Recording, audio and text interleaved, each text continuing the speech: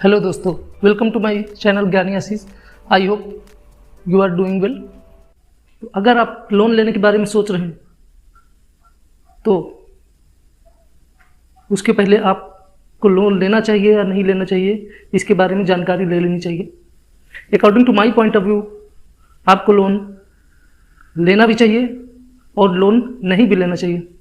Loan कब लें और कब नहीं लें, इस चीज़ को डिसाइड करने के लिए मैं आपको पहले कुछ पॉइंट्स डिस्कस करना चाहूँगा आपके साथ। उन पॉइंट्स में है, सबसे पहला एसेट्स एंड लाइबिलिटीज़ आपको समझनी पड़ेंगी। एसेट्स मीन्स ऐसी चीज़ें जिनसे कि हम लोग को कुछ प्रॉफिट आता है या फिर वो एज ए इनकम वर्क करती हैं हमारे लिए, उनको हम लोग बोलते हैं assets. For example business, creativity, property, gold, stock, share market, bonds, debentures etcetera. ये सारी चीज़ें ऐसी चीज़ें हैं जो कि हमको कुछ ना कुछ अर्निंग ला के देती हैं, जिनको हम लोग बोलते हैं एसेट्स। वहीं पर दूसरी साइड जो लाइबिलिटीज होती हैं वो ऐसी चीज़ें होती हैं जो कि हमारे जेब से पैसा हमेशा निकालती रहती हैं। फॉर एग्जाम्पल गाड़ी, मोबाइल, टीवी, फ्रिज एक्सेट्रा। आपने अगर इनको परचेज किया तो ये इन चीज़ों की value day by day decrease होती रहती है। नए में न्यू मोटरसाइकिल का प्राइस सपोज 1 लाख रुपए है तो वो day by day after 10 year वो डिक्रीज होकर के हो सकता है आपको 20,000 रुपीज़ भी ना मिले उसके।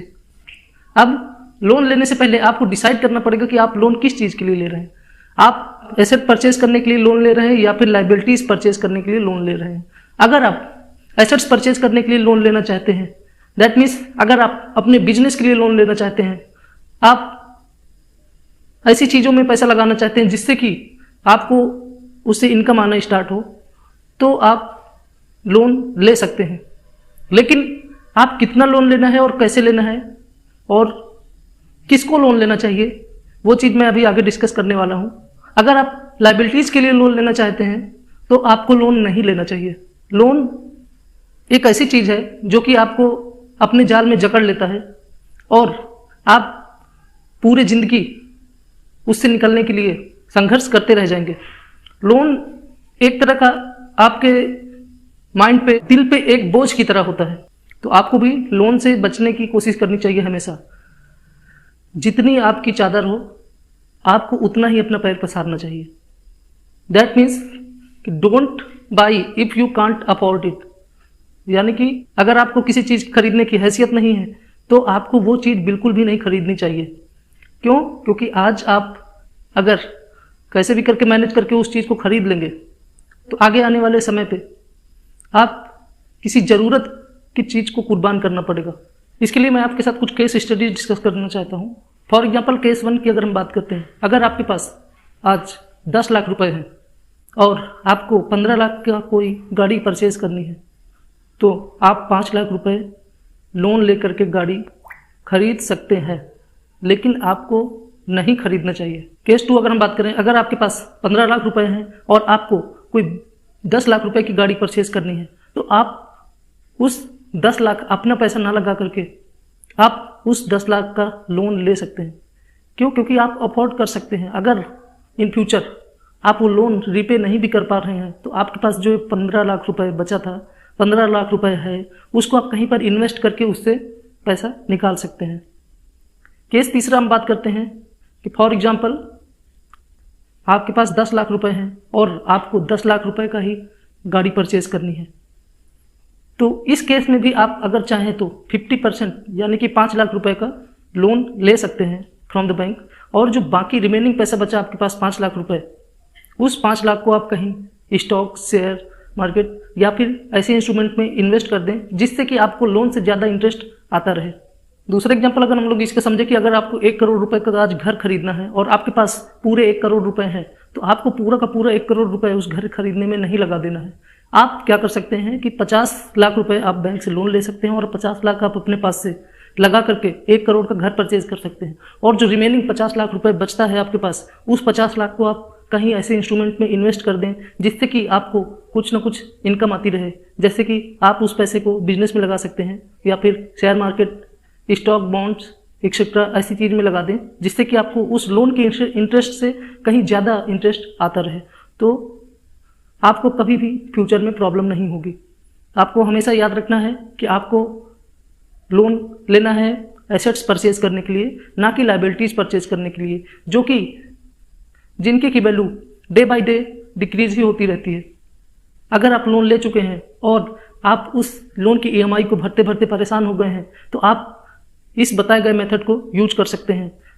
सपोज कर लेते हैं कि आपने 50 लाख रुपए लोन लिया बैंक से घर खरीदने के लिए, और आप उस लोन को ईएमआई में पे करना चाहते हैं। मान लेते हैं कि ये 25 साल में आपने पे करने के लिए सोचा, और इसकी ईएमआई जो बनेगी 50 लाख की 25 साल में जो ईएमआई बनेगी वो बनेगी लगभग 35,000 के आसपास।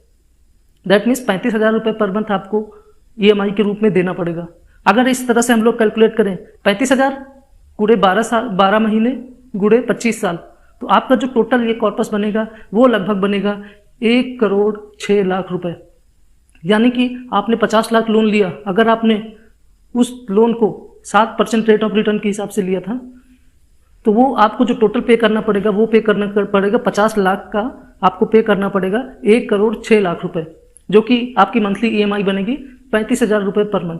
अगर यहीं पर एक कोई स्मार्ट इन्वेस्टर होता, स्मार्ट माइंडेड पर्सन होगा, तो वो यहीं पर इस लोन के साथ में अगर आपने 5,000 रुपये म्यूचुअल फंड या शेयर मार्केट में लगाना स्टार्ट कर दिया पर मंथ, तो ये 5,000 रुपये 25 साल में अगर हम मिनिमम 13% रेट ऑफ रिटर्न के हिसाब से देखें, तो 5,000 रुपये पर मंथ अगर आप जमा करते रहे म्यूचुअल फंड या शेयर मार्केट में, तो मिनिमम से मिनिमम 13% रेट ऑफ रिटर्न के हिसाब से ये जो आपका टोटल कॉर्पस की वैल्यू क्रिएट होगी वो होगी 1,13,00,000 के आसपास। क्योंकि म्यूचुअल फंड या शेयर मार्केट एक ऐसी इंस्ट्रूमेंट है जो आपको कम से कम 12% या ऊपर इससे रिटर्न देंगे ही लॉन्ग टर्म में, 25 साल के हॉरिजन में।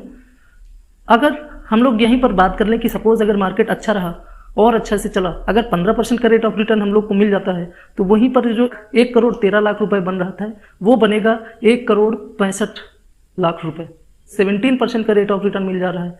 तो ये जो आपका 5,000 रुपये पर मंथ आप जमा कर रहे हैं, जिसका कि टोटल इन्वेस्टमेंट वैल्यू होगी 15 लाख रुपए, यानी कि आप टोटल 15 लाख रुपए जमा करेंगे और आपको जो टोटल कॉर्पस की वैल्यू मिलेगी वो मिलेगी 2,40,00,000 रुपीज़। आप विश्वास नहीं करेंगे, 2,25,00,000 रुपए तक मिल सकता है अगर 17% रेट ऑफ रिटर्न के हिसाब से अगर उसने रिटर्न आपको दिया, जो कि आजकल बहुत ही आसान है। आज हमारा जो सेंसेक्स और निफ्टी का इंडेक्स फंड है वो भी 17% से भी ज़्यादा का रिटर्न दे रहा है।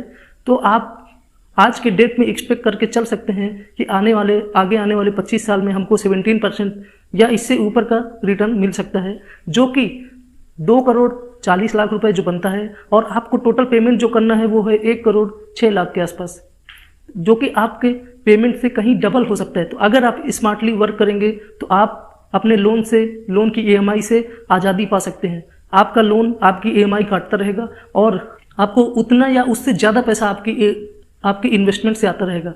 मोटे मोटे तौर पे अगर हम लोग देखें तो अगर हम लोग टैक्स भी इसमें टैक्स भी पे करेंगे तो भी हमारे पास लगभग 1 से 1.5 करोड़ रुपए तो बच ही जाएगा, जिससे कि हम लोग आसानी से अपना लोन रीपेमेंट कर सकते हैं। तो आपको ध्यान रखना है कि आपको लोन लेना है कि नहीं लेना, ये डिपेंड करेगा कि आप किस चीज़ के लिए लोन लेना चाहते हैं। अगर आप एसेट्स परचेज करने के लिए लोन लेना चाहते हैं तो आप बेहिचक लोन ले सकते हैं। दूसरी चीज़ आपको याद रखनी है कि अगर आप लाइबिलिटीज़ परचेज करने के लिए लोन लेना चाहते हैं तो आपको लोन नहीं लेना चाहिए इन केस ऑफ अगर आप उसको अफोर्ड नहीं कर सकते।